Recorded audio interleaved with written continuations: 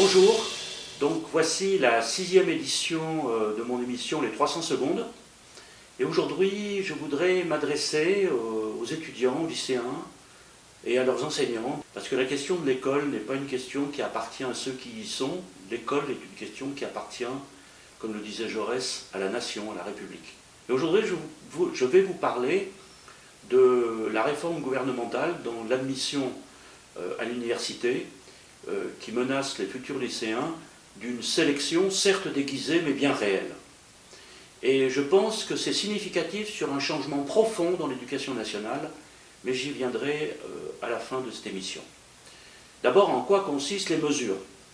Jusqu'à ce jour, le baccalauréat est le premier grade universitaire. Il sanctionne la fin des études et le niveau atteint à la fin des études, et il est en même temps une porte d'entrée à l'université qui est libre dès lors qu'on a acquis ce baccalauréat. Cet acquis est aujourd'hui profondément remis en cause, et je peux vous trouver des textes depuis la fin des années 70 qui ne cessent de se battre contre ce fait que le baccalauréat est le premier grade universitaire. D'ailleurs, il est remis en cause en partie, puisqu'aujourd'hui, plus de 40% des étudiants sont dans des filières sélectives, qu'il s'agisse des CPGE, qu'il s'agisse des BTS, d'IUT, des études médicales de différentes sortes, c'est plus de 40% qui sont sélectionnés. Et c'est donc que pour 60% des étudiants que le bac est un moyen d'entrée libre dans la filière de leur choix. Et aujourd'hui, on impose des systèmes de sélection.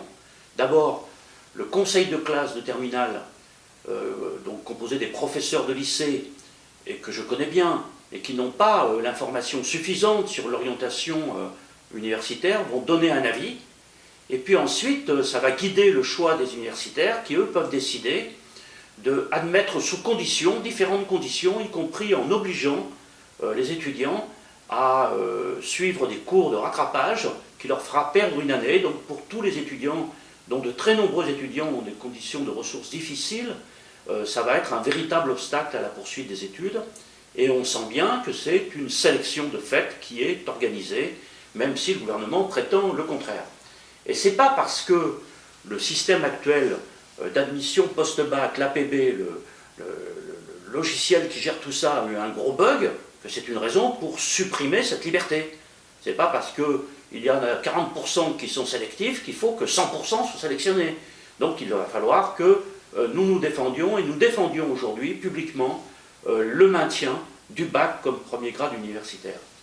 Mais il faut voir aussi que ça a des conséquences sociales sur les étudiants. Ça rendra les études plus aléatoires, plus difficiles, et ça va amener les étudiants à faire des choix à minima pour pouvoir financer leurs études dans une situation, comme vous le savez, les bourses et l'aide sociale sont dérisoires à l'université, et donc ça va accroître le caractère sélectif de l'enseignement supérieur. Mais il faut aller plus loin, car en effet, en même temps, si vous avez bien écouté, le gouvernement envisage de faire une réforme des lycées.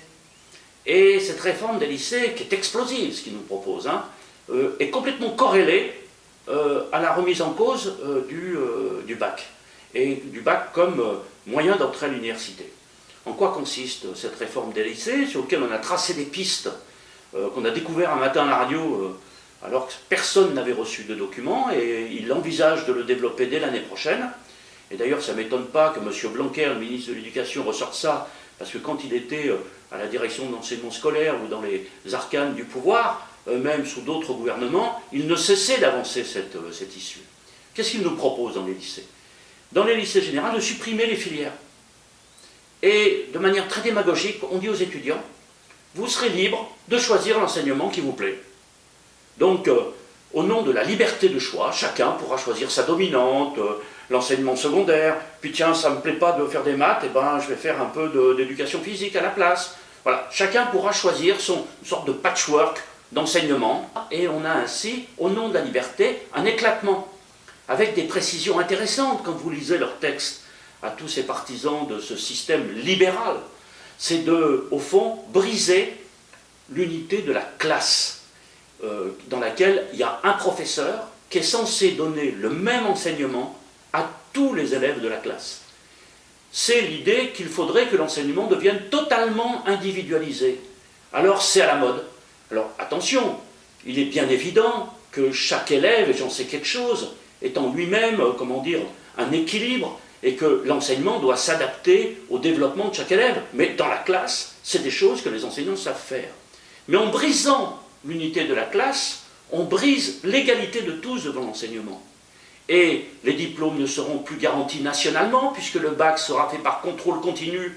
Il y aura donc les bons lycées qui auront un bon niveau de contrôle continu, et lorsqu'on présentera les dossiers dans les filières sélectives, eh ben, ceux qui viennent du beau lycée de centre-ville, eh ben, ils seront reçus. Ceux qui sont dans un lycée de banlieue ne seront pas reçus. On brise l'égalité de tous. C'est une vieille histoire, vous savez.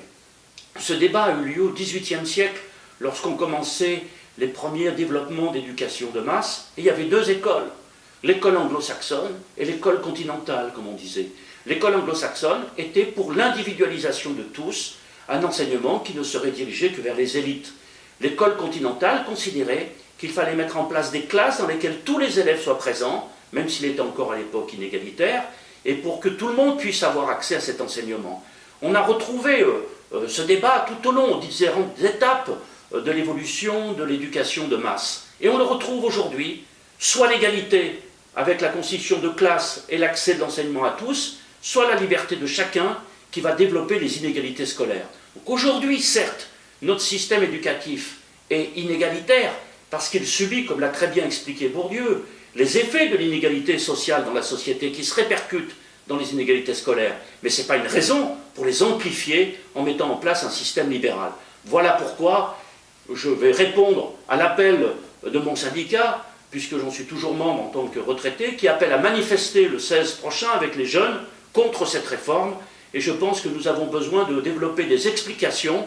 Donc n'hésitez pas à partager cette vidéo, à aller sur ma page Facebook, sur mon blog, à faire vos contributions et à ce que nous puissions engager une grande mobilisation pour sauver le bac et sauver le peu d'égalité qui reste aujourd'hui qu'on veut nous enlever dans le système éducatif.